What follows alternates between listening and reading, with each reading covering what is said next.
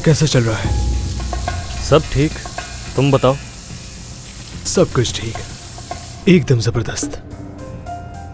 वो पार्टीज कैसी चल रही हैं? अभी भी मुनज़्ज़म हो उनके? हाँ बिल्कुल, लेकिन तुम कभी भी उनमें इंटरेस्टेड नहीं हुए। अब मैं वो इंसान नहीं हूँ। वक्त के साथ बदलना पड़ता है खुद को। अच्छा, तो कोई पार्टी होने वाली है? हाँ मुराद, क्यों नहीं। तो मैं भी वहां जाना चाहता हूँ। माफ़ करना मेरे भाई, अभी बहुत मुश्किल है, नेक्स्ट टाइम देखेंगे। क्या पार्टी पहले की तरह होती है? हमेशा की तरह। तो इन पार्टियों में शिरकत करने वालों को कैसे ढूंढते हो तुम? थोड़ा अपनी अकल से और बाकी उनकी बेवकूफ़ियों से।